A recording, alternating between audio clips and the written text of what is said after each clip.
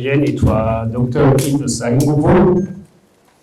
Rero nk'uko abandi babivuze cyane cyane l'expert professeur Guillaume ivy'amatora n'ivyo kwitondera.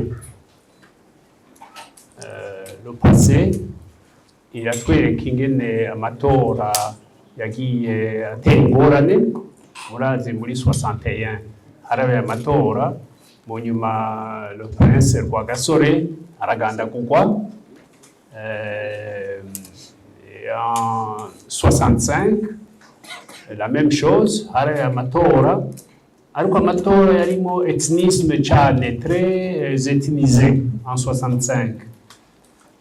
Hanyuma mu nyuma nahone mwarabonye ibyabaye, harabaye attaque contre le roi, urabizi, n'izindi massacre zabaye Musangana n'ahandi.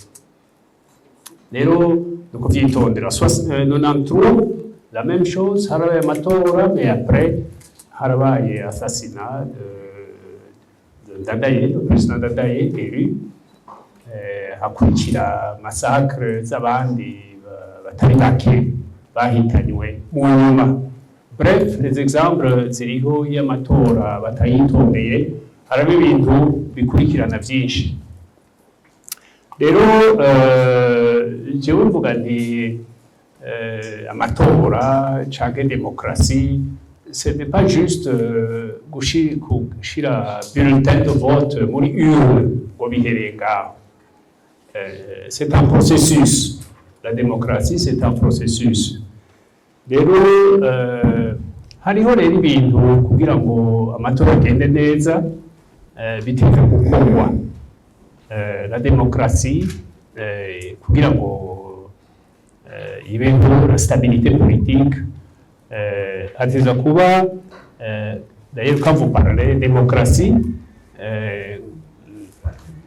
vous avez le président américain Lincoln, Abraham Lincoln, le gouvernement du peuple par le peuple pour le peuple, même si cette définition est actuellement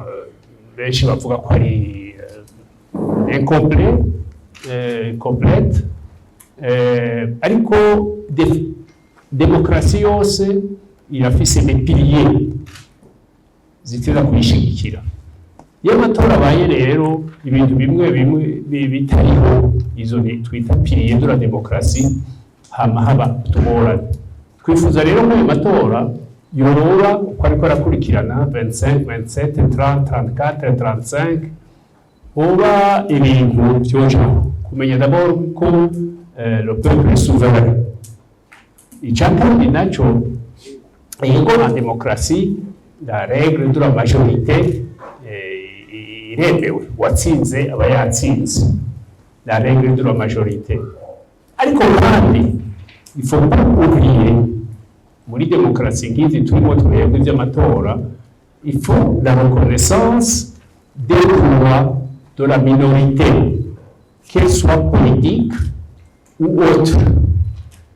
Ariko la reconnaissance de la minorité. L'exclusion ntaco na kimwe ifasha mu gihugu, ntaco ifasha na kimwe mu gihugu. D'ailleurs, c'est contre la démocratie, l'exclusion, parce que la démocratie ni la participation du peuple, de tout le monde. Tout le monde, toute la population participe au développement du pays. C'est ça la démocratie, la participation de tout le monde. Quand il y a exclusion, aho ibintu birapfa. Rero vyoba vyiza yuko ivyo vyose bimenywa. Hanyuma hakaba n'ikindi essentiel pour que les élections zitazana ingorane, il faut gushiraho la garantie des droits fondamentaux de la personne humaine. S'il y a liberté zose, parole, expression, d'opinion, de religion, de réunion, d'association, procédure légale, équitable, etc. Ivyo vyose biteza kujaho. Bien sûr, les élections zisera kuba kugira ibintu bigende neza, vyo ni connu de tout le monde, seulement kubishira mu ngiro niba n'abandi bagenzanje bamye bavuga ko ziba libre, juste, transparente n'ibindi.